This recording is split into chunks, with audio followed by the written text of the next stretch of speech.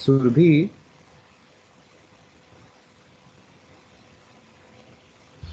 Hello, good afternoon.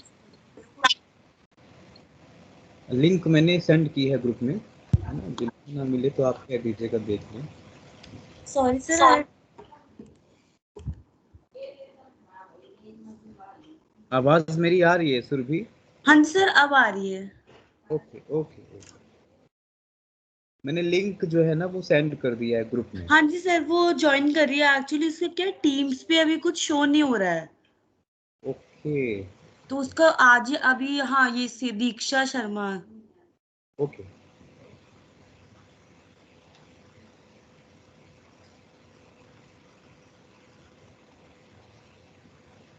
She has joined yesterday only in our course. Okay, अच्छा अच्छा। सो आज मेरी क्लास में फर्स्ट डे है ना दीक्षा का? Yes, good afternoon, sir. नमस्ते जी, गुड आफ्टरनून।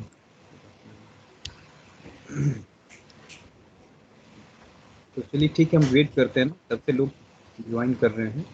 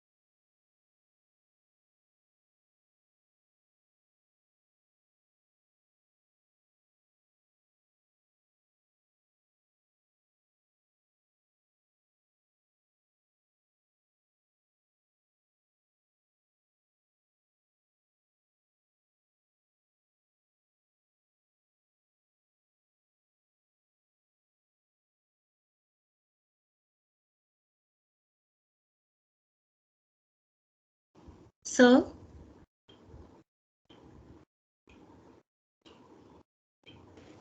हाँ जी। सर मैं बोल रही थी, एक तो आज भी विनम्र सर एक्चुअली ऑफ पे थे, तो उनसे वो बात नहीं हो पाई है क्लास के बारे में। ओके। तो उनके जब भी होगी उनसे मेरी बात मैं आपको कन्वे कर दूंगी मैसेज। ठीक है। सो एक्चुअली बस प्रॉब्लम इन लोगों को ना हो, क्योंकि डिप्लोमा के में 2 लोग हैं हाँ जी और सर। हाँ, केवल 2 ही हैं, और वो 2 जो हैं, मतलब क्योंकि कहीं कुछ मिस होता है, अटेंडेंस का मसला तो आप क्या है ही, साथ ही साथ क्लासेस का भी है कि भाई यदि धोखे से मिस हुआ, एक भी मिस कर गया और टाइम क्लैश की वजह से, तो वो कई बार एक कहने को हो जाता है ना कि सर हमारी मिस्टेक नहीं थी, ये कहीं ना कहीं नहीं सर, ये तो वो इंस्टीट्यूट। डिपार्टमेंट का ही वो लुकआउट होगा, क्योंकि दो दो क्लासेस एक साथ क्लासेस कैसे क्लैश हो सकती हैं। जैसे कल मनमोहन का भी यही हुआ था। हम्म। तो वो इसी चीज के बारे में विनम्र सर 2 दिन से ऑफ पे हैं, तो जैसे ही वो क्लास लेते हैं या कल बात होती है उनसे अगर मेरी, तो मैं आपको बता दूंगी। ठीक है, ठीक है। एक्चुअली है क्या कि मेरे साथ अभी जो इशू है कि बहुत सारे हमारे काम पेंडिंग में हैं, क्योंकि हम जिस यूनिवर्सिटी से में हैं इस समय, उस यूनिवर्सिटी में हो क्या रहा है कि ऑलरेडी मेरे पास वर्कलोड इतना है कि उसमें रिसर्च भी हम लोग को करनी है, उसमें हम लोग को एकेडमिक परफॉर्मेंस या यूँ कहें तो डिपार्टमेंटल एक्टिविटी भी करनी है, इंटरनेशनल एक्सचेंज प्रोग्राम्स के कोऑर्डिनेटर हैं हम लोग, तो हमें वहाँ पर भी काम करना है।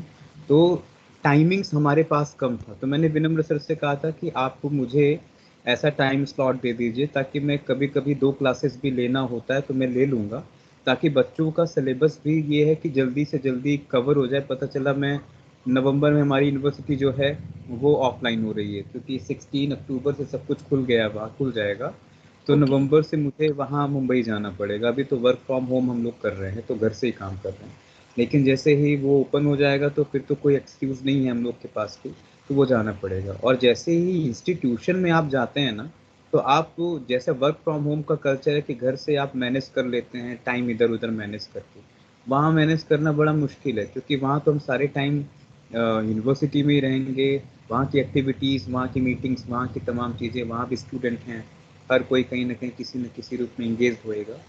तो यस। इसीलिए मैं एक्स्ट्रा क्लास लेके कि जल्दी से जल्दी कवर करूँ, तो तो उन्होंने सर मुझे। फिर अगर आपकी यूनिवर्सिटी ओपन हो जाएगी अभी 15-20 डेज के बाद, तो फिर हमारी क्लासेस। हम कोशिश यही कर रहे हैं ना कि आपका एक्स्ट्रा क्लास करके जितना कवर हो सकता है उतना हम कवर कर रहे हैं, और फिर जैसे ही वहाँ ओपन होएगा तो कुछ बीच का रास्ता निकालेंगे, कुछ टाइम का जो सिनारियो है ना, कुछ ऐसा निकालेंगे जिसमें मैं अवेलेबल हो सकूँ और आप भी अवेलेबल हो सको, कुछ ऐसा टाइम का। मतलब अ, क्लासेस हमारी ऑफलाइन ऑनलाइन ही चलेंगी। हाँ, अब मुझे ऐसा मतलब बताया विनम्र सर ने कि सर कैंपस भले ऑफलाइन हो जाएगा, लेकिन क्लासेस जो है वो हाइब्रिड मोड में चलती ही रहेंगी। हाँ जी सर, यही तो है बोला गया है। हाँ, तो क्योंकि सर आपके लिए भी पॉसिबल नहीं है बॉम्बे से दिल्ली आना और हमारी क्लास लेना। हाँ, तो उस तरीके से है भी नहीं, और जायज़ भी नहीं बन पाता कि उतनी दूर से सफ़र करके मैं केवल 1 घंटे की क्लास, ये और इस सर। तरीके से।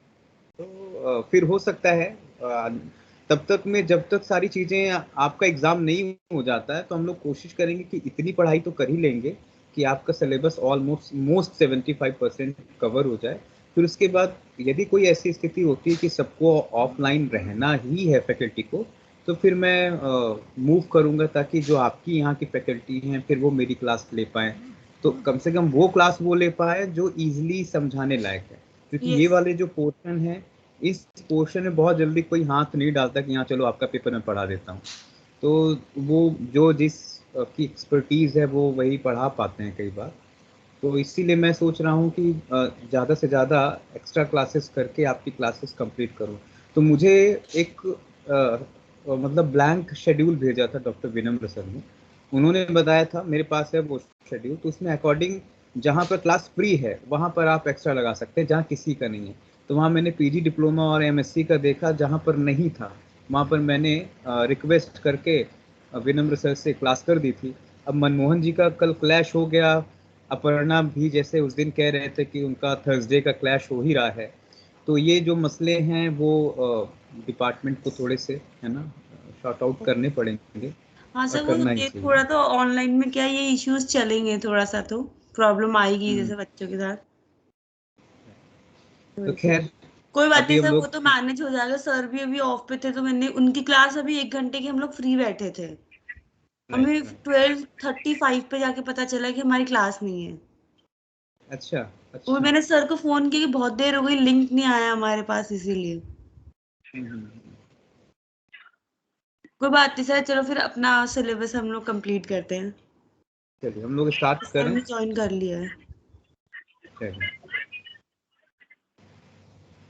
गायत्री मंत्र साथ साथ।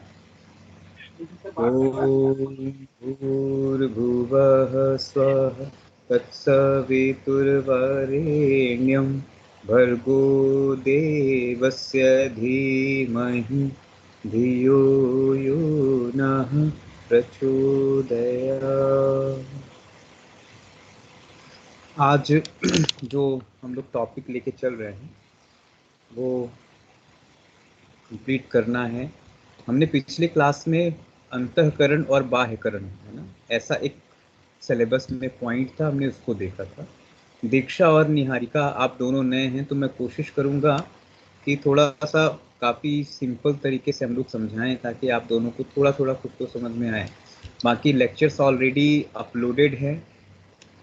स्टडी मटेरियल मैंने कल पूरा जितना भी मेरे पास था मैंने उसको क्लास मटेरियल में अपलोड कर दिया है। आप वहाँ से भी स्टडी मटेरियल देख सकते हैं और डाउनलोड कर सकते हैं, ताकि ज़्यादा बहुत सारी चीज़ें जो टेक्निकल फॉर्मेलिटीज़ है ना वो सारी चीज़ें आपके पास, आप उससे गुजरे तो ठीक ठीक है, बाकी नहीं समझ में आता है तो आप हमें कांटेक्ट कर सकते हैं। तो फिर मैं कोशिश करूँगा, है ना, कि फिर से यदि होगा तो फ़ोन पे या जिस तरीके से आपको उचित लगता है वैसे हम लोग कर लेंगे, ठीक है। तो चलिए ये स्क्रीन में शेयर कर रहा हूँ। एक सेकेंड, नेटवर्क इशू आ गया फिर से आज।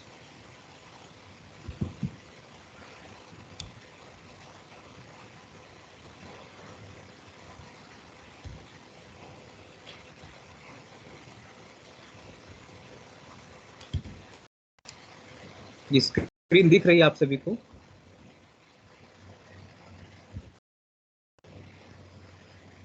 नो सर, अभी तक तो नहीं। Sir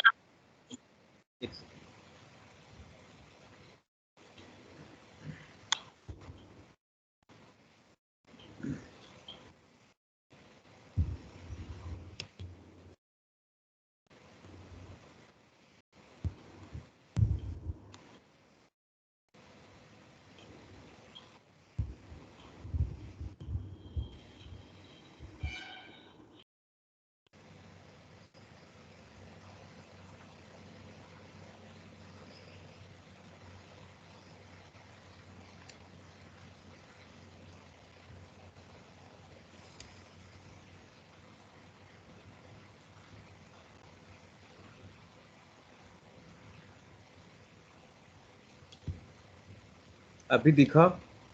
yes sir.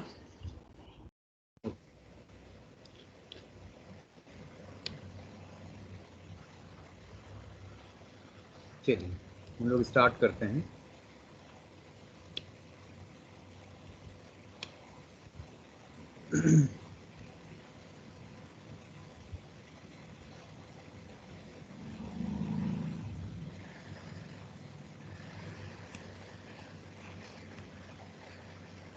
तो जब से ये स्क्रीन आपके सामने विजिबल हो, हम लोग कल की क्लास को थोड़ा सा एक बार रिमाइंड कर लेते हैं।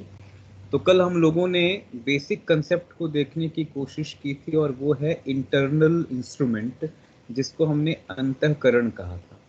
हमने ये भी देखा था कि जब ये दुनिया बनी या हमारा जो क्रिएशन हुआ, हमारा एवोल्यूशन हुआ, उस एवोल्यूशन में दो चीज़ें साफ साफ समझ में आई।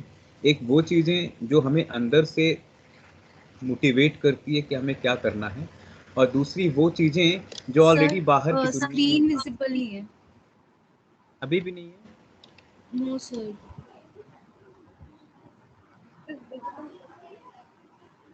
किसी को भी विजिबल नहीं है?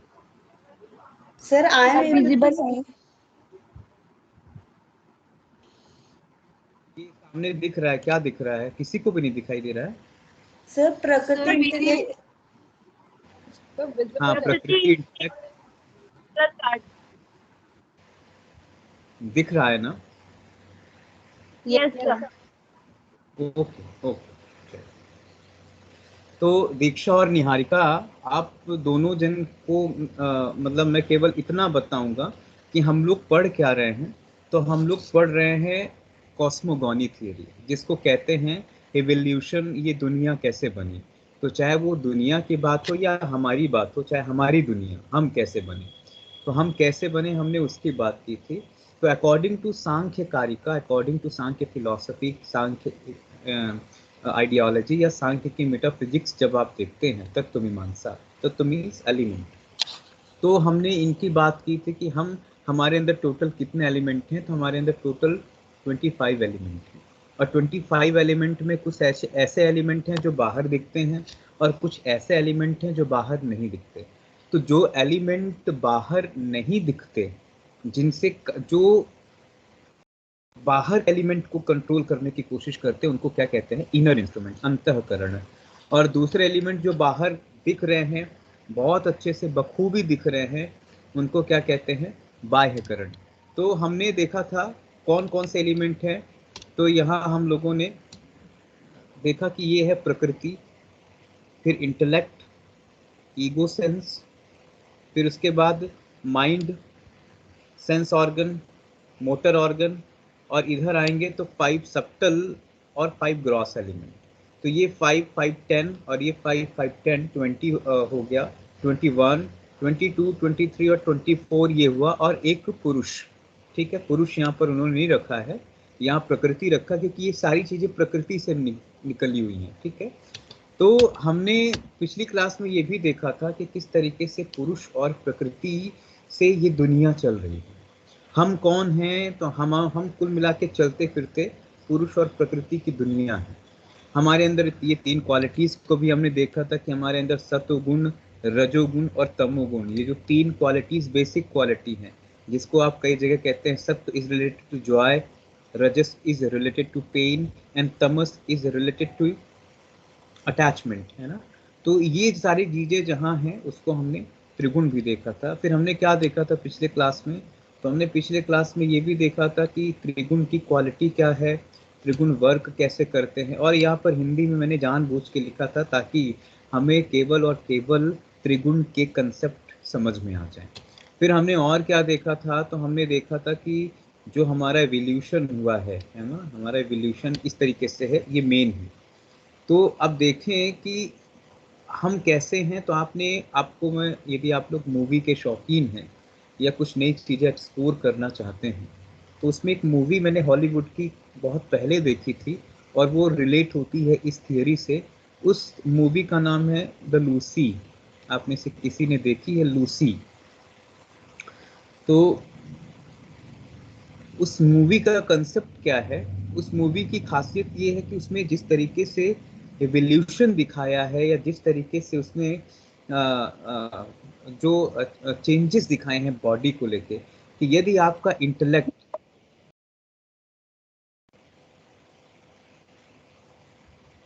हेलो, कोई और ज्वाइन करना चाहता है क्या?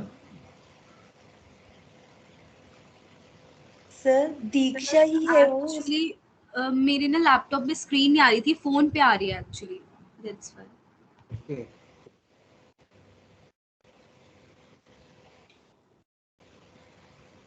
Diksha, you can leave from one side and you can join from the other side.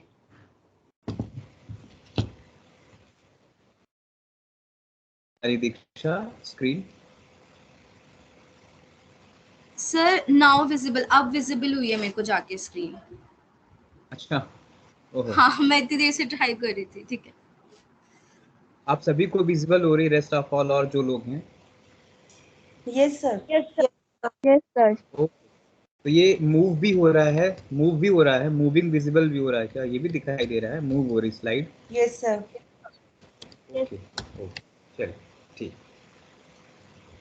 ऐसे बीच में आप बिल्कुल इंटरप्ट किया करें तो मेरे को खुशी होती है कि हाँ, अदरवाइज मैं वैसे भी वर्चुअल प्लेटफॉर्म में कई बार ऐसा होता है कि कोई है ही नहीं, लैपटॉप है, स्क्रीन है, उसी के सामने चल रहा है। तो बिल्कुल आप इंटरप्ट करें, नहीं आवाज़ आ रही है, स्क्रीन नहीं दिखाई दे रही, समझ नहीं आ रहा है, तब मुझे समझ में आएगा कि हाँ मैं किसी को पढ़ा रहा हूँ। अदरवाइज मैं केवल बोलता जाऊँगा तो मुझे यही फीलिंग आएगा कि नहीं, कोई है ही नहीं, बस चल रहा है। ठीक है, तो आप बिल्कुल इंटरप्ट करिए, क्वेश्चंस करिए, कुछ गड़बड़ आ रहा है तो गड़बड़ जो भी प्रॉब्लम्स आ रही हैं उनको भी आप शेयर करिए कि ये नहीं हो रहा है। ठीक है, चलिए। तो हमने बात की इस एवोल्यूशन की, ये स्लाइड दिखा रहा था। अब एक चीज़ और आप देखें कि जो मैं लूसी मूवी की बात कर रहा था, लूसी मूवी की कहानी थोड़ी सी मैं आपसे शेयर करूं। यदि आप अपने इनर इंस्ट्रूमेंट में मतलब ये जो अंदर के इंस्ट्रूमेंट हैं, ये कॉस्मिक इंटेलेक्ट, आपका आपका ईगो, आप अपनी माइंड का यदि 100% यूज़ करना शुरू कर देंगे तो आपका कंट्रोल आपके सेंसेस पे और आपके एलिमेंट पे होना शुरू हो जाएगा। तो जो लोग मिरेकल की बात करते हैं ना, जो लोग चमत्कार की बात करते हैं, चमत्कार is the science according to Patanjali. क्यों? क्योंकि यदि हम यहाँ पर इसके काम को, क्योंकि चीज़ें कहाँ क्रिएट हो रही हैं, तो हमने बताया चीज़ें कहाँ से बनी हैं, सबसे पहले प्रकृति से बनी हैं। और यदि हम प्रकृति से सबसे पहले क्या बना? इंटेलिजेंस। यही इंटेलिजेंस से क्या बना? ईगो। इस ईगो से क्या बना? Mind, senses, motor organ. और उसी ईगो से क्या बना? उसके ईगो के रजस और तमस से क्या बना था? ये हमारे 5 महाभूत जिनको हम ग्रॉस एलिमेंट कहते हैं, और 5 सबटल एलिमेंट जो उनके सॉफ्टवेयर है, जो उनके तन्मात्राएं हैं, है ना। मैंने ये बात की थी। तो ये कंसेप्ट को यदि आप समझें कि जो लोग मिरेकल करते हैं, जो पुराने ऋषि सन्यासी रहे, मैं इल्यूजन की बात नहीं कर रहा हूँ, मैं, है ना, ये जो आज के समय में इल्यूजन होते हैं, मैं इल्यूजन की बात नहीं कर रहा हूँ, मैं मिरेकल की बात कर रहा हूँ, जो एक साइंस है। तो यदि आप अपने कॉस्मिक इंटेलिजेंस का, जिसको महत कहते हैं, ये महत मीन्स बुद्धि है, ये इंटेलिजेंस है, यदि इसका 100% यूज करना शुरू कर दें, तो यदि ये 100% यूज होने शुरू हो जाएगी, तो ये और बाकी रेस्ट ऑल जो चीजें क्रिएट हुई हैं, इस पे आपका कंट्रोल हो जाएगा। ये कौन कहता है? ये सांख्य के लॉजिक्स कह रहे हैं। तो आपने देखा होगा कि जैसे पुराने समय में जब लोग मंत्र सिद्ध करते थे या किसी प्रकार की सिद्धि से, वो अपने इंटेलेक्ट का हाई लेवल पे, ऑप्टिमम लेवल पर उसको यूज करते थे। तो यदि इंटेलेक्ट ऑप्टिमम लेवल पर यूज हुआ आपका, तो आप मान के चलिए आपको सारी चीजों के स्ट्रक्चर पता चल जाएंगे। अब यदि कोई व्यक्ति, सपोज टू भी मेरे पास ये घड़ी है और मेरे से कोई कह रहा है कि साहब इस घड़ी से आप फूल बना दीजिए, तो घड़ी से फूल बना वही बना सकता है जिसको इस मेटेरियलिस्टिक थिंग्स के स्ट्रक्चर का पता होगा और फूल का स्ट्रक्चर पता होगा, तब जाके वो इसके स्ट्रक्चर को उसके स्ट्रक्चर में कन्वर्ट करेगा। और ये काम कौन कर सकता है? ये काम केवल और केवल कॉस्मिक इंटेलिजेंस कर सकती है। तो जब आपका कॉस्मिक इंटेलिजेंस हाई होगा, तो आप अपने 5 एलिमेंट्स को तोड़ मरोड़ सकते हैं, इधर से उधर कर सकते हैं। ये कंसेप्ट हमें समझना चाहिए और ये होना भी चाहिए। आपको पता होना चाहिए कि नॉर्मल हमारे ऑल ओवर वर्ल्ड में कुछ ही साइंटिस्ट हैं जिन्होंने अपने ब्रेन का थोड़ा परसेंट यूज किया है। एनीवन नाम जानते हैं? ऐसा कौन सा साइंटिस्ट है जिन्होंने अपने ब्रेन का ऑप्टिमम लेवल यूज किया? कौन है? आइंस्टीन। कितना किया?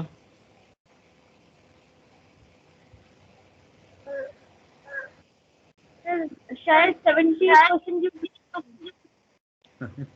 बहुत हो गया ये तो। उन्होंने केवल और केवल 7% किया। 7%, 70 नहीं, 7, केवल 7%। और 7% ब्रेन के यूज के बाद उन्होंने एक थियरी दी। आप में से किसी को पता है वो थियरी कौन सी थी?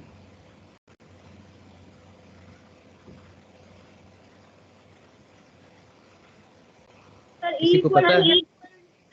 हाँ, yes yes, E is equal to MC square. So इस थियरी का नाम क्या है? नाम नहीं याद आ रहा। इसका नाम है the theory of relative.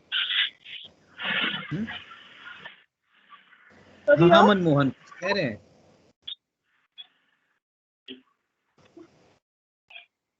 Energy. हाँ, Sorry, so E is equal to mc square means E is equal to energy, m is equal to mass of matter, and the c is equal to the velocity of the light. तो velocity of light को यदि आप 2 गुने गति से, कहने का मतलब कि यदि मेरे हाथ में ये साउंड बॉक्स है, अब इसका जो टोटल वेट है, इस वेट को मैं कैलकुलेट करूं और इस वेट को मैं लाइट की स्पीड के साथ भेजूं, तो ये जो बॉक्स है ये एनर्जी में कन्वर्ट हो जाएगा। ये कौन कहता है? ये कहते हैं आइंस्टीन, और वो बिल्कुल सही कहते हैं, इसलिए क्योंकि जहां पर वेलोसिटी ऑफ लाइट जो है वो डबल इंटेंशन पे होएगी, तो वो क्या हो जाएगा? स्ट्रक्चरल ट्रांसफॉर्मेशन हो जाएगा, किसी भी चीज का स्ट्रक्चरल ट्रांसफॉर्मेशन, और ये तुरंत एनर्जी में कन्वर्ट हो जाएगी। मीन्स ये नष्ट नहीं होगा, इट इज अ ट्रांसफॉर्म हो जाना। तो आइंस्टीन एक जगह कहते हैं कि एनर्जी ना तो क्रिएट हो सकती है, ना तो प्रोड्यूस हो सकती है, और ना डिस्ट्रॉय हो सकती है। It's only can transform. ये कौन कहता है? आइंस्टीन की थियरी कहती है। तो चीजें केवल बदल सकती हैं।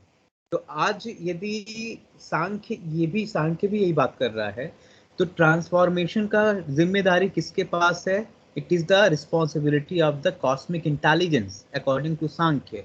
और सांख्य भी यही कहता है कि यदि आप अपने इंटेलिजेंस का ऑप्टिमम यूज करेंगे तो आप अपनी चीजों को ट्रांसफॉर्म कर सकते हैं। ठीक है ना? ट्रांसफॉर्म कर सकते हैं। तो इसको हम लोग इस तरीके से समझेंगे। अब ये थियरी मैं इसलिए भी आपको बता रहा हूँ कि एक कंसेप्ट आता है हमारे इसमें, शरीर। अकॉर्डिंग टू सांख्य योग, the various type of body like a 3 type of body. In lower level physical body जो हमारी आंखों से दिखाई देती है ना, बिल्कुल ग्रॉस लेवल पे जो मैं आपको दिख रहा हूँ, ये मेरा स्थूल शरीर है।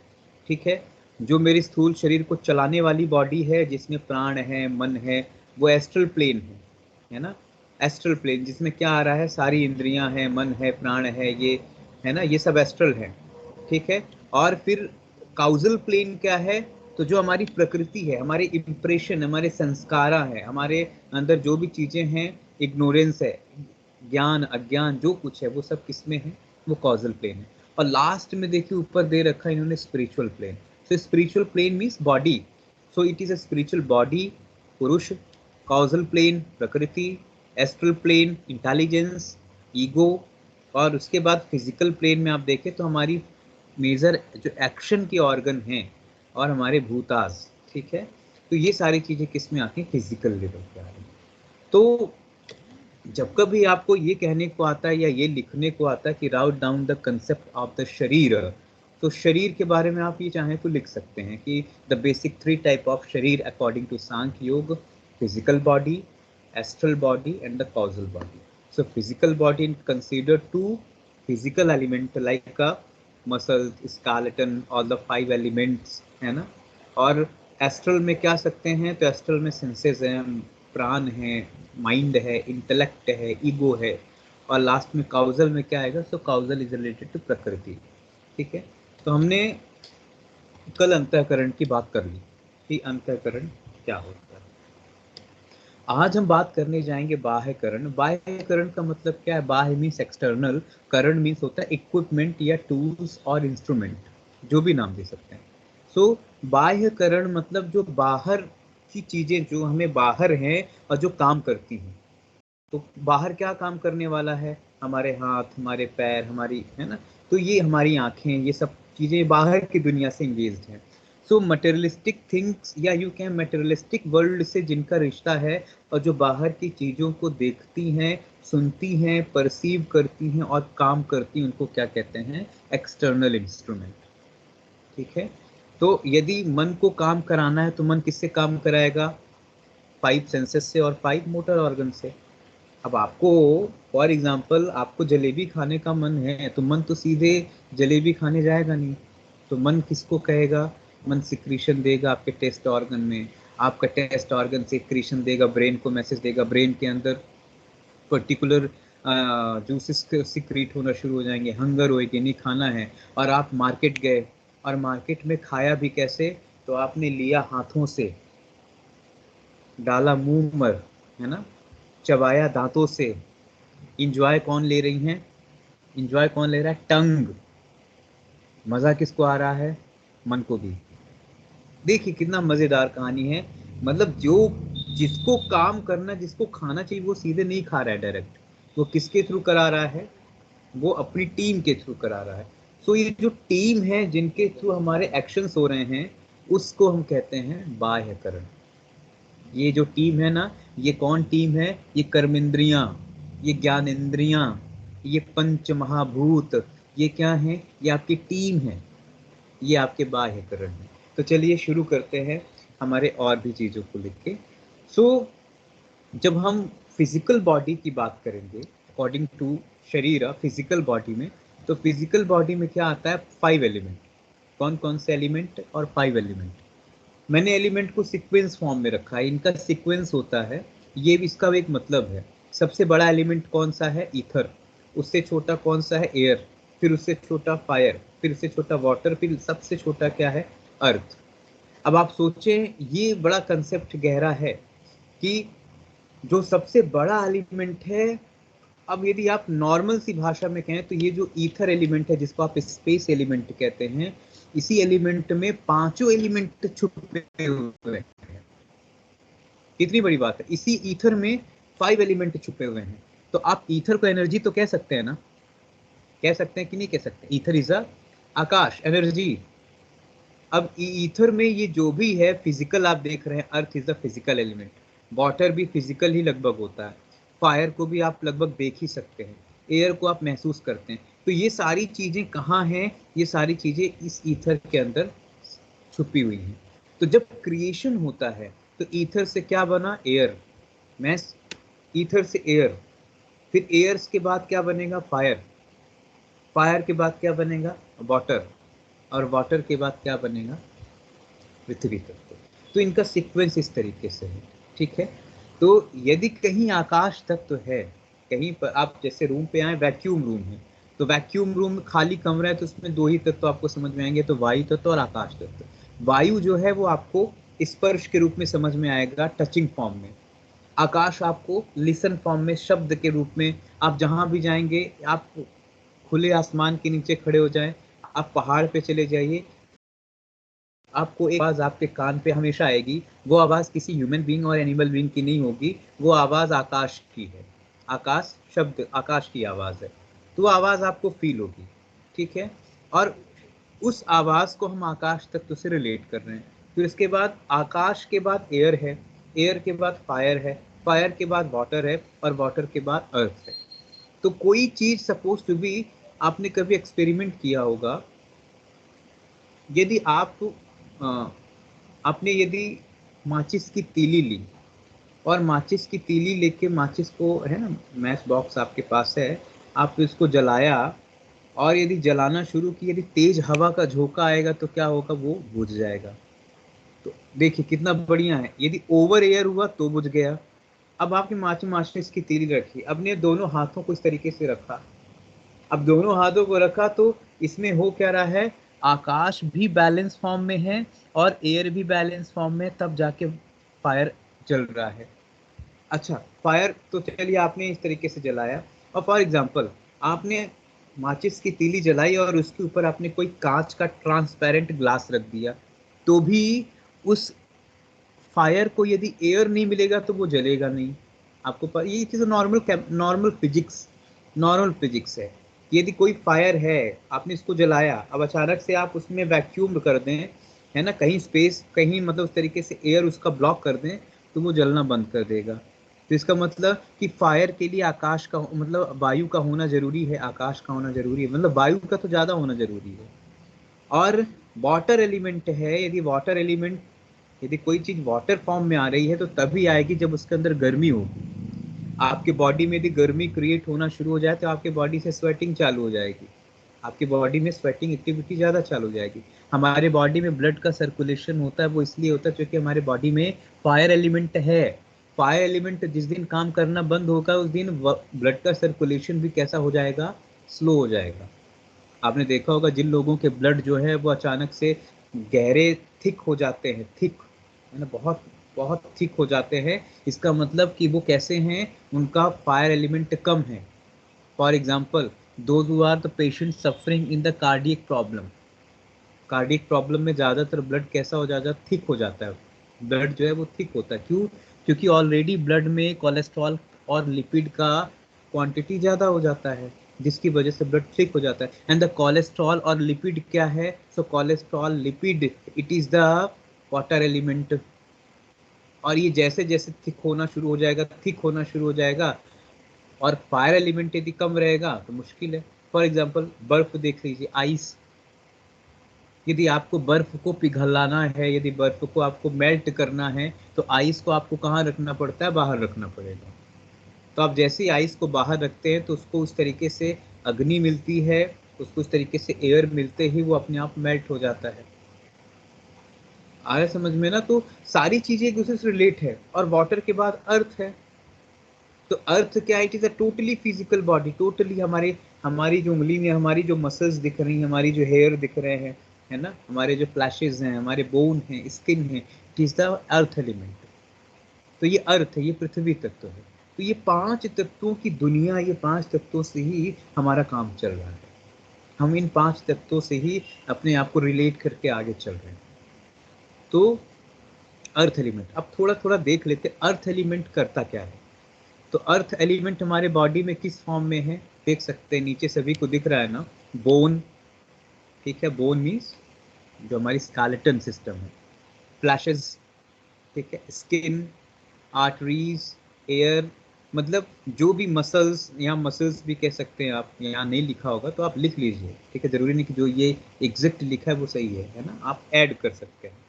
सो मसल्स, स्केलेटन, है ना, सम लिगामेंट्स, सम आर्टरीज, स्किन, हेयर्स, फ्लैशेस, जो भी हैं, ये सब क्या है? It is the form of the earth. अब यदि हमारे बॉडी में अर्थ एलिमेंट कम हो जाए तो हम पतले दुबले सिकुड़े से मरियल से हो जाएंगे।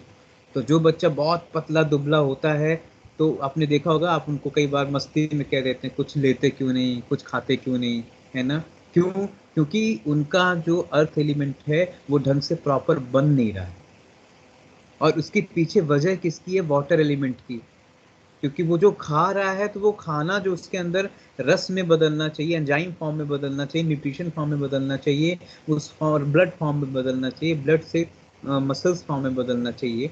आपने सप्त धातु सुना है? एनीवन? सप्त धातु? Yes sir. Yes sir. क्या होती है? Yes sir. Yes sir mass weight मज्जा 80। से जुड़े हुए आपने कहा पाठ्यक्रम बदलना। हेलो आगे आगे मैं सुन रहा हूँ। जी सर, मास वेट मज्जा 80 शुक्र, और फिर एक याद नहीं आ रहा था।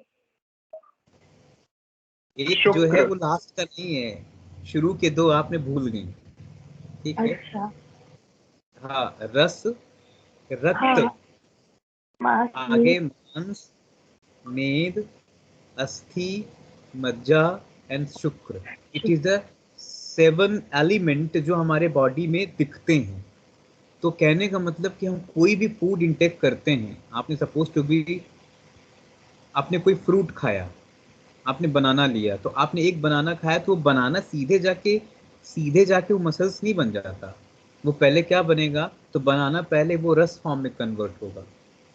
जो बनाना आपके अंदर डाइजेशन होगा, तो डाइजेशन से जो जूसेस निकलेंगे वो एंजाइम्स हैं, रस हैं। अब वो रस इकट्ठा करेंगे। तो बनाने से जो रस इकट्ठा हुआ है, एंजाइम्स, अब उससे वो क्या बनेगा? रक्त बनेगा, ब्लड। अब ब्लड से क्या बनेगा? यदि ब्लड सही तरीके से फॉर्मेट हो रहा है तो उस ब्लड से क्या बनेगा? मसल्स।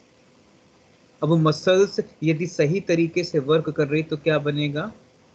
रक्त, रस, रक्त, मांस, मेद मीन्स लिपिड, कोलेस्ट्रॉल, है ना? वो कोलेस्ट्रॉल, हमारे बॉडी में कोलेस्ट्रॉल भी चाहिए। कोलेस्ट्रॉल मीन्स कफ। कफ नहीं होगा तो बॉडी का जो स्ट्रक्चर होगा वो ढीला डाला होगा। इसलिए आपने देखा होगा जिन लोगों में कोलेस्ट्रॉल बहुत ही कम, मैं नहीं कहूँगा कि बहुत ज़्यादा भी होना चाहिए, बहुत ही कम होता है, ऐसे लोगों की पर्सनालिटी आप देखिएगा, उन लोगों को हर आए दिन हर आए दिन उनको या तो सोरोसिस या स्किन की प्रॉब्लम या ब्लड की प्रॉब्लम या उनको पूरे बॉडी में सूखा सा रहेगा, चर्म रोग रहेगा, है ना, बॉडी में स्किन डिजीज शुरू हो जाएगी, इस तरीके की प्रॉब्लम है। क्यों? क्योंकि बॉडी में कफ तत्व तो कम है और वायु तत्व तो बढ़ा हुआ है। तो हमारा जो अर्थ एलिमेंट है, तो अर्थ एलिमेंट से क्या बन रहा है, जो हमारे सप्त धातु के ग्रॉस लेवल पे दिख रहे हैं। क्या क्या ग्रॉस है सप्त धातु में? ग्रॉस क्या क्या दिख रहा है? सबसे पहले तो ग्रॉस दिख रहा है आपका मांस, मेद, अस्थि, ये ग्रॉस हैं, है ना, बोन है, फ्लशेज है, स्किन है, ये ग्रॉस हैं। तो ये क्या बना रहे हैं, ये अर्थ एलिमेंट है, ये हमारे बॉडी में अर्थ एलिमेंट है। ये कठोर हैं, ये पृथ्वी की तरह कठोर हैं, ये पृथ्वी की तरह, है ना, किस तरीके से है, स्थिर है, ठीक है। तो अब यदि जिनका अर्थ एलिमेंट बढ़ेगा उनको क्या होगा, दिमाग लगाइए। जिनका अर्थ एलिमेंट बढ़ जाएगा तो जैसे ओबेसिटी, कोई मोटा हो गया, मोटापा है, क्या हुआ, अर्थ एलिमेंट बढ़ गया है। तो देखिए बड़ी मजेदार चीज, हाँ यस। तो अर्थ एलिमेंट यदि आपका बढ़ेगा तो अब सांख्य यहाँ पर बहुत बढ़िया कंसेप्ट भी बता रहे हैं कि एक एलिमेंट दूसरे एलिमेंट को ना केवल बनाते हैं बल्कि कंट्रोल भी कर रहे हैं। तो ईथर से एयर, एयर से फायर, फायर से वाटर और वाटर से अर्थ, केवल ये बन भी नहीं रहा, ये एक दूसरे को कंट्रोल भी कर रहे हैं। तो अब देखिए आप क्या करेंगे, यदि किसी का अर्थ एलिमेंट ज़्यादा है, बहुत ज़्यादा है, उसका ओबेसिटी ज़्यादा है, तो आप क्या करते हैं उनको, आप उनको कहते हैं आप अपने अंदर वाटर एलिमेंट को बढ़ाना शुरू करिए। तो वाटर एलिमेंट कैसे आएगा, तो वाटर एलिमेंट में क्या है, स्वेटिंग एक्टिविटी बढ़ाइए, सलाइवरी एक्टिविटी बढ़ाइए, ब्लड की एक्टिविटी बढ़ाइए। मतलब ये सारी चीज़ें अभी कैसी थी, पूरी चीज़ें पूरी तरीके से कैसी हैं, डिस्टर्ब हो गई थी। मतलब ब्लड भी थिक है, स्लाइवा भी उतना नहीं, स्वेटिंग बहुत कम, क्योंकि मोटापे के ये सिम्टम देखिए, आप इनको रिलेट भी कर सकते हैं। यदि कोई व्यक्ति मोटा है तो आप देख सकते हैं ये सिम्टम उसमें क्या दिखेगा, उसकी स्वेटिंग बहुत कम होगी, उसका यूरिनेशन कम होगा, स्लाइवरी सिक्रेशन कम होगा, ब्लड थिक होगा, वाइटल फ्लूइड लो होगी।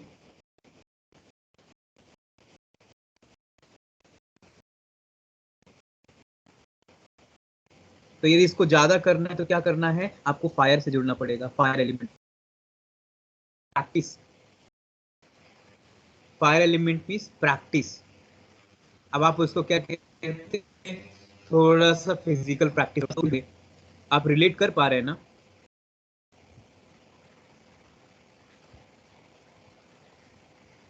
रिलेट कर पा रहे हैं, है ना। तो ये इनकी ये एलिमेंट का पार्ट होना चाहिए, उनका पार्ट। हाँ जी, laziness and sleep is earth का पार्ट होना चाहिए। ये जो लेजीनेस है ना, यदि लेजीनेस को दूर करना है तो आप क्या करेंगे, ये जो लेजीनेस है इट इज द प्रॉब्लम, यहाँ प्रॉब्लम है। हाँ, ये लेजीनेस, यदि किसी में फायर तत्व तो कम होगा तो लेजीनेस होएगा, फायर तत्व तो ज्यादा होगा तो क्या होएगा, फायर तत्व तो ज्यादा होगा तो इसके अंदर एनर्जी एक्टिवेशन भी होएगा। तो फायर दोनों काम करता है। यदि फायर एलिमेंट ज्यादा हुआ तो आप काम करेंगे, एनर्जेटिक होंगे, फायर एलिमेंट कम हुआ, लो एनर्जी हुई, तो क्या होगा, लेजीनेस है, स्लीप है, थर्स्ट है ना, इस तरीके की चीजें आएंगी। ठीक,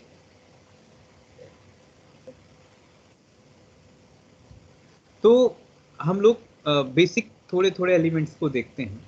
तो हमारे केवल इतना जान जाए कि हमारा अर्थ एलिमेंट, हमारे बॉडी में कौन कौन से ऐसे पार्ट हैं जो अर्थ एलिमेंट को लेके चल रहे हैं, और कौन ऐसे पार्ट हैं जो वाटर एलिमेंट को लेके चल रहे हैं, फायर और एयर और ईथर को लेके चल रहे हैं। Now next, so when you goes to water element, so in our body water element you know very well, यहाँ पर लिखा हुआ है ब्लड, वाइटल फ्लूइड, कोई भी फ्लूइड, चाहे वो आपके ब्रेन की फ्लूइड हो, चाहे आपके ज्वाइंट्स के एक्यूबिलियम फ्लूइड हो, साइनोविल फ्लूइड हो, चाहे हमारे ब्लड हो, सलाइवा हो, यूरिन हो, स्वेटिंग एक्टिविटी हो, जो भी वाटर फॉर्म में जो भी हमारे अंदर एक्टिविटी हो रही हैं, वो सारी activities related to water element. ठीक है, तो वो वाटर एलिमेंट से जुड़ी हुई हैं। फिर हंगर, सो हंगर एलिमेंट मतलब फायर एलिमेंट। तो हमारे बॉडी में जो फायर एलिमेंट है, फायर, तो फायर का रिस्पॉन्सिबिलिटी क्या है? यदि हमारे बॉडी में फायर ज़्यादा होगा तो भूख ज़्यादा लगेगी, प्यास ज़्यादा लगेगी, लस्टर मीन्स पूरे चेहरे पे चमक ज़्यादा रहेगी। और यदि फायर एलिमेंट कम हो जाएगा तो जैसे आप रात में सोते हैं, तो रात में सोते क्यों हैं? क्योंकि आपका फायर एलिमेंट कम है। फायर एलिमेंट यदि कम नहीं होगा तो नींद भी नहीं आएगी, हमें ये भी ध्यान में रखना है। इसलिए आपने देखा होगा खाते समय है ना, खाने के बाद जब हम सोते हैं तो सोने की जो स्थिति है, आपने देखा होगा जैसे पहले के समय क्या कहा जाता था, सोने से पहले यदि आप पूरी तरीके से हाइजीन को मेंटेन करते हुए आप बिस्तर पे जब जाते हैं तो आपका फायर एलिमेंट अपने आप कम हो जाता है, क्योंकि ये फायर एलिमेंट, हमारी बॉडी का फायर एलिमेंट बाहर के फायर से चलता है, मतलब बाहर की सूरज से चलता है। तो जब यदि आपने देखा होगा, इसीलिए सूरज यदि है तो सोना बड़ा मुश्किल है ना, नींद कम आती है। हालांकि अब लोगों ने अपने पैटर्न चेंज कर लिए कि वो दिन में भी सो लेते हैं, लेकिन आइडियली क्या है, आइडियली नाइट जो है वो केवल और केवल हमारे तत्वों के अनुसार चलती है, कि जैसी रात हुई तो रात में आपका जो फायर एलिमेंट है वो धीरे धीरे धीरे धीरे उसका जो वर्क है, उसका जो फंक्शन है वो कम पड़ जाता है। तो जैसा ही उसका वर्क फंक्शन कम होता है वैसे ही चीज़ें बहुत स्मूथ होती हैं और आपको नींद आने लगती है। तो ये है हमारा फायर एलिमेंट। एयर एलिमेंट, तो एयर एलिमेंट का काम क्या है? कितना बढ़िया। Air element is a walking, bending, running, expansion, contraction. मैं बोल रहा हूँ, बिना एयर एलिमेंट के नहीं बोल सकता। मेरी बातें आपके कान तक पहुंच रही हैं तो बिना एयर एलिमेंट के सर्कुलेट नहीं हो सकती, है ना। एयर और ईथर दोनों चाहिए इसके लिए। तो मैं आपसे बात कर रहा हूँ, इसका मतलब मेरे अंदर वायु तत्व है जिसकी वजह से मैं आपसे तरीके से बातें कर रहा हूँ, है ना। सो air means moving, mobile, mobile means जो चीज़ें मूव करती हैं, ठीक है। तो जहाँ जहाँ मोबिलिटी हमारे बॉडी में होगा वहाँ वहाँ एयर एलिमेंट है। अब फॉर एग्जांपल ब्लड का सर्कुलेशन एयर एलिमेंट की वजह से होता है, फिल्ट्रेशन एयर एलिमेंट की वजह से, gas exchange in a cell air element की वजह से होता है, मैं बोल रहा हूँ एयर एलिमेंट की वजह से, है ना। तो हमारे बॉडी में जो भी ट्रांसपोर्टेशन हो रहा है, सर्कुलेशन हो रहा है, पैल्पिटेशंस हो रहा है, जो भी एक्टिविटीज़ हो रही हैं वो किसकी वजह से हो रही हैं? एयर एलिमेंट की वजह से। अब आप मूव कर रहे हैं किस तत्व की वजह से? एयर तत्व की वजह से, ठीक है। तो यदि कोई व्यक्ति में एयर एलिमेंट कम हो जाए तो एनीवन गेस, किसी का एयर एलिमेंट कम हो जाए तो? सर मूवमेंट उसमें कम हो जाएगा सर, वो एक जगह बैठा रहेगा, यस, लेथार्जिक हो जाएगा। Yes, very good. For example air element को हमने क्या कहा? Transportation department. अब यदि किसी, आपने पैरालिसिस के पेशेंट को देखे हैं ना? Yes sir. पैरालिसिस के पेशेंट को जब कभी यदि आपको ऐसा मौका मिलता है कि आपको पैरालिसिस के पेशेंट को कोई थेरेपी करनी है तो आप ये जरूर समझ जाइएगा कि इसके ब्रेन की जो सेंसेस हैं और इसके जो न्यूरोट्रांसमीटर हैं, एक्शन है, दोनों बंद हो गए हैं। यदि किसी व्यक्ति का हाथ नहीं उठ रहा है तो बड़ा सिंपल सा मतलब है कि ये जो ब्रेन के मैसेज वहां तक जा रहे हैं लेकिन ये काम इसलिए नहीं कर रहा है क्योंकि वो मोटर ऑर्गन पूरी तरीके से पैरालाइज हो गया, क्योंकि वो मोटर सेंसेस, जो मोटर न्यूरोट्रांसमीटर था वो काम नहीं कर रहा है। अब मैं इस तरीके से बात करते करते मैं हाथों के एक्सप्रेशन दे रहा हूँ, फेशियल एक्सप्रेशन दे रहा हूँ, इसलिए दे रहा हूँ क्योंकि मेरे बोलते समय मेरे जो शब्द हैं वो ब्रेन पे जा रहे हैं, ब्रेन उसके अकॉर्डिंग न्यूरोट्रांसमीटर दे रहा है और मैं वैसा आपके सामने एक्ट कर रहा हूँ। यदि मैं मेरे फेस में कोई प्रॉब्लम आ जाए, जैसे फेशियल पैरालिसिस जिसको कहते हैं, तो वो चेहरा मुड़ गया, एक तरीके का चेहरा तिरछा हो जाता है ना, बिल्कुल तिरछा हो गया और आपका बोलना बड़ा मुश्किल। क्यों? अब वहाँ की जो मसल्स के जो न्यूरोट्रांसमीटर वो कैसे हो गए? डेड हो गए। क्यों? क्योंकि वहाँ पर एयर एलिमेंट कम हो गया है। तो आप क्या करते हैं, यदि कहीं पर एयर एलिमेंट कम है तो एयर एलिमेंट को बढ़ाने के लिए आप क्या करते हैं? एयर की ही ऐसी ही प्रैक्टिस कराते हैं जिसमें मूविंग मूवमेंट ज़्यादा हो। यदि कहीं वैक्यूम कम है तो आप क्या करते हैं? वैक्यूम क्रिएट करते हैं, है ना। जैसे आप किसी कमरे में आते हैं, आपको गर्मी लग रही है, तो गर्मी लगने का मतलब क्या है? फायर एलिमेंट ज़्यादा हो गया, गर्मी लग रही है। तो फायर एलिमेंट ज़्यादा हुआ, इसका मतलब एयर एलिमेंट पूरी तरीके से पैसिव है। तो आप क्या करते हैं, पंखा चालू करते हैं। तो पंखा क्या करता है, उस कमरे की जो वैक्यूम है उसके एयर को मूव करना शुरू कर देता है और वो आपको हवा देना शुरू हो जाता है। तो ये देखिए कितना अच्छा है कि हमारे अंदर भी कुछ इस तरीके की प्रॉब्लम आती हैं कभी भी, तो आप एयर एलिमेंट मीन्स ऐसी एक्टिविटी कराइए जिसमें उनके मोशंस हों। आप उनको फायर एलिमेंट से भी जोड़ सकते हैं, आप ऐसी चीज़ें उनको कराइए जो गर्माहट दें उन्हें। इसीलिए जितने भी पैरालिसिस के पेशेंट होते हैं, ऐसे लोगों की जो थेरेपी होती है वो हीट थेरेपी और एयर थेरेपी के साथ चलती है। उनको प्रॉपर जो फिजियोथेरेपिस्ट मोशंस दे रहा होता है, यदि अब वो अपने से तो हाथ को इस तरीके से कर नहीं रहे हैं, तो फिजियोथेरेपिस्ट क्या करता है, वो कम से कम 1000 टाइम इस तरीके से मूव करेगा। इन मूविंग से क्या होता है, मस्कुलर एयर सर्कुलेशन, मसल्स का जो एयर तत्व है वो बढ़ना शुरू हो जाता है। तो जो भी न्यूरोट्रांसमीटर पैसिव थे वो धीरे धीरे एक्टिव होना शुरू हो जाते हैं। इसीलिए ऐसी प्रॉब्लम में हमें बहुत ध्यान में रखना चाहिए कि हमें क्या है करना है। Now last one is the ether. Ether और ईथर एलिमेंट वो एलिमेंट हैं जिसको हम आकाश तत्व कहते हैं, और ये सबसे बड़ा एलिमेंट है, और ये सभी एलिमेंट का फादर है, या यूं कहें तो सभी एलिमेंट की मदर है। ईथर, आकाश तत्व जो है वो सभी एलिमेंट की मदर है। तो इसमें क्या है, तो आकाश तत्व के अंदर काम है, क्रोध है, शोक है, मोह है, आईनेस, माइनेस, फियर, ग्रीफ, ये तमाम जो भी चीजें हैं वो कहाँ है, आकाश तत्व में है। But it is the some mental qualification, इस है ना स्पेसिफिक मेंटल क्वालिफिकेशन, ये सारी चीजें कहाँ दिख रही हैं, ये सारी चीजें हमारे अंदर आईनेस माइनेस के रूप में दिख रही हैं। ये मेरा है, ये मैं हूँ, मैंने किया, है ना, माइनेस।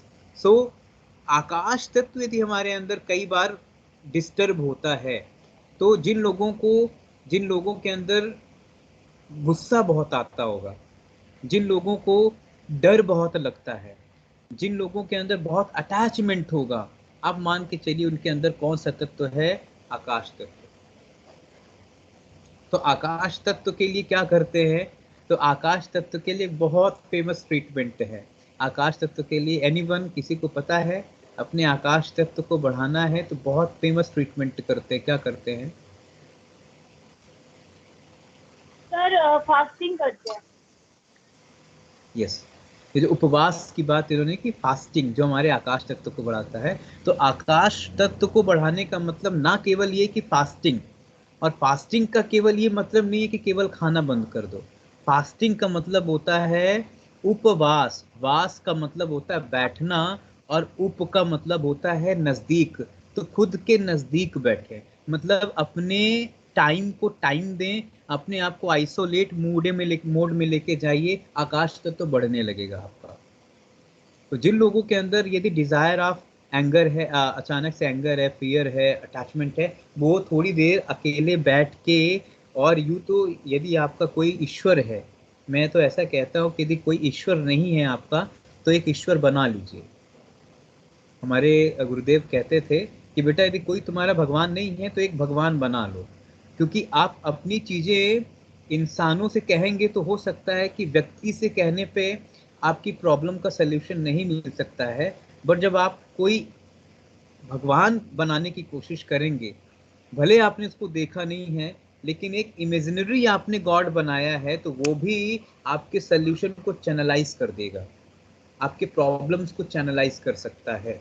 तो इसीलिए जब आप भगवान या ईश्वर की बात करते हैं, जो इस दुनिया में जिसकी सत्ता वैसे नहीं दिख सकती है ना, फिजिकल फॉर्म में नहीं दिख सकती, वो महसूस हो सकती है। अब जैसे लोग आपसे कहते हैं भगवान है तो दिखाओ, तो कई बार होता है ना कि आप भगवान उस तरीके से है जैसे एयर, जैसे माइंड, जैसे इंटेलिजेंस।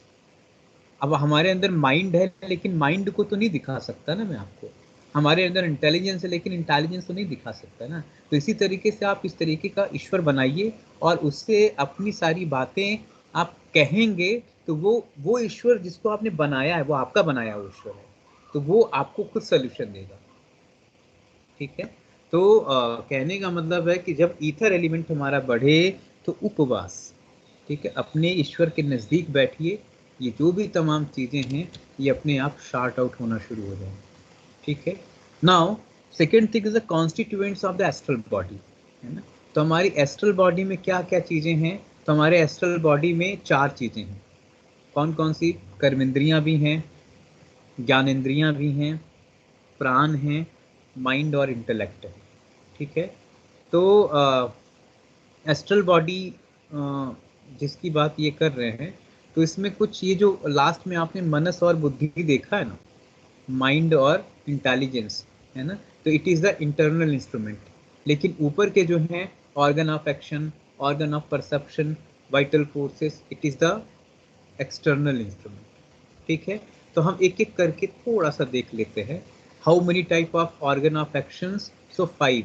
तो speech, hands, feet, organ of generation and the organ of excretion. What is the meaning of that organ of action?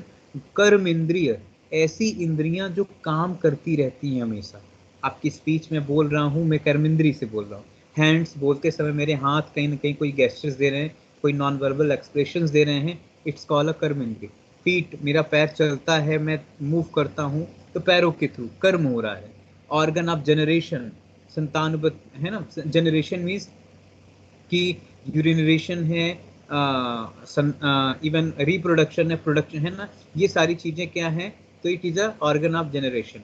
And organ of excretion, so it is the related to elimination और excretion, ठीक है। तो anus region जो है organ of excretion, it's called a anus, गुदा। Organ of generation, it's called your genital part.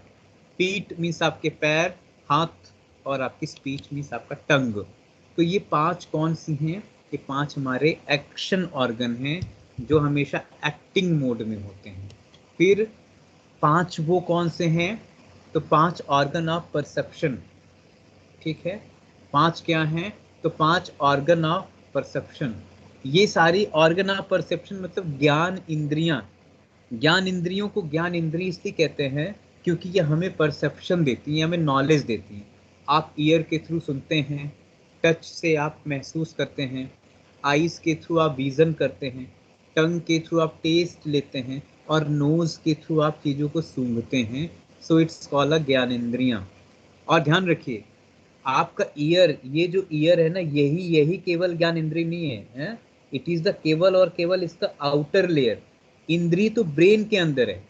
अब जैसे आपकी आंखें हैं, आपकी आंखें बड़ी हेल्दी है लेकिन अंधे हैं, दिखाई नहीं दे रहा है ना। आंखें हैं, जैसे अंधों की आंखें तो होती हैं ना, उनका फिजिकल स्ट्रक्चर आई का तो होता है ना, लेकिन वो अंधे क्यों हैं? क्योंकि उनकी ज्ञानेंद्रिय क्या है?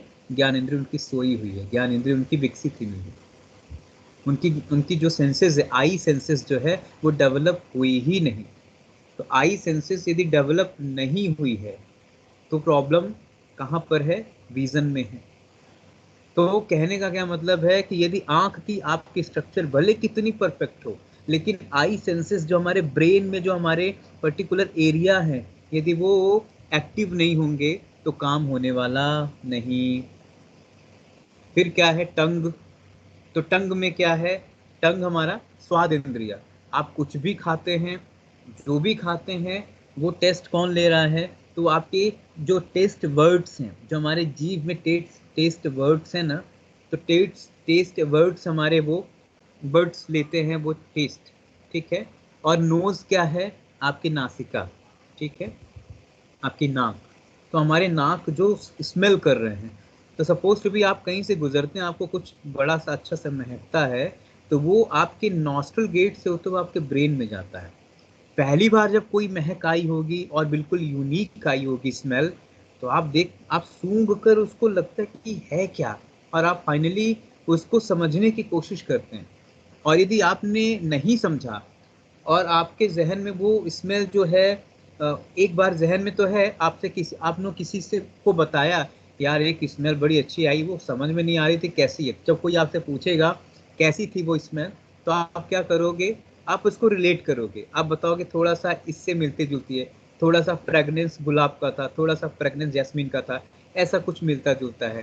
तो इस तरीके से आप उस स्मेल को प्रिडिक्ट करते हैं।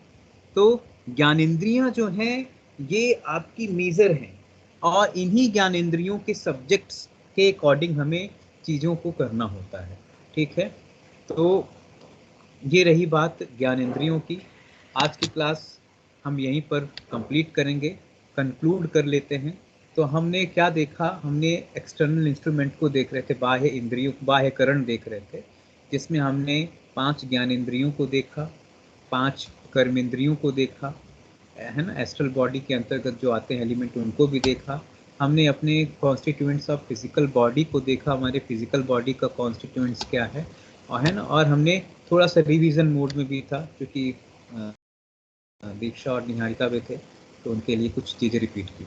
ठीक है, कल की क्लास में हम लोग मिलेंगे तो इसको हम लोग पूरी तरीके से कंप्लीट और कंक्लूड करने की कोशिश करेंगे, और हमारा 525 जो एंटाइटीज़ है ना, उसको हम लोग पूरी तरीके से कोशिश करेंगे कि कंप्लीट कर लेंगे। तो कल की क्लास जो है आप लोग मिस नहीं करिएगा, इसको हम लोग कंप्लीट करेंगे, और भी जो एलिमेंट्स हैं और भी जो चीज़ें हैं वो भी हम लोग देखेंगे।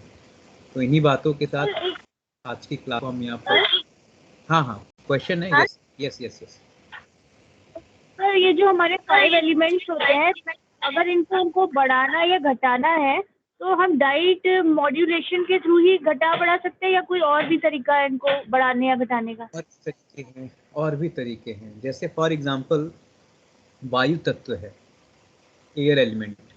सो एयर एलिमेंट के लिए जो प्रैक्टिस है वो जैसे प्राणायाम की प्रैक्टिसेस हैं, ब्रीदिंग प्रैक्टिसेस हैं, है ना, मेडिटेशंस की प्रैक्टिसेस है, आप इनके थ्रू भी कर सकते हैं।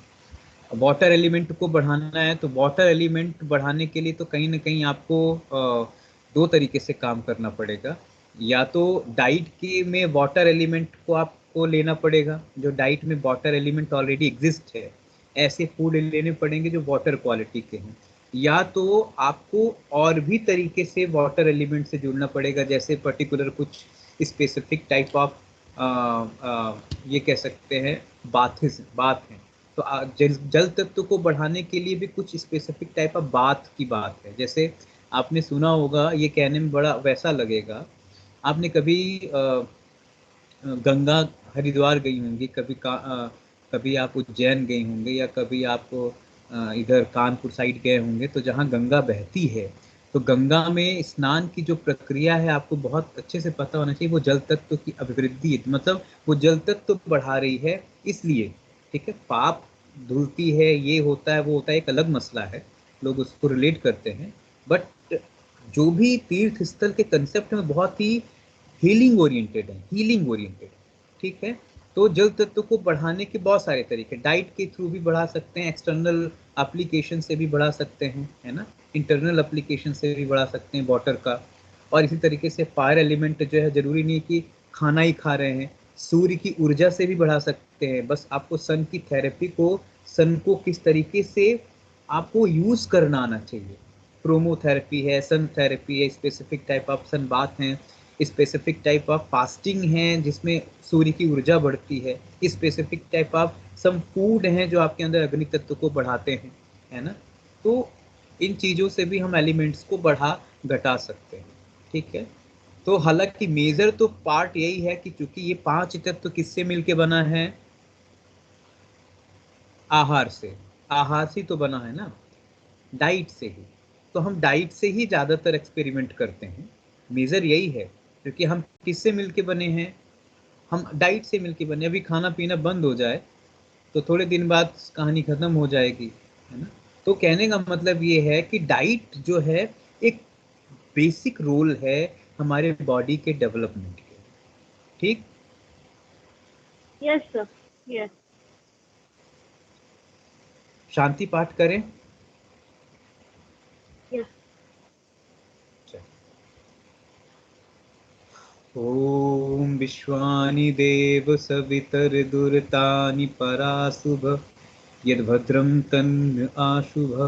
ओम शांति शांति शांति, सर्वकार्येषु शांतिर्भवतु। Thank you to all. ठीक है, thank you. Thank you sir. Thank you sir. Thank you sir.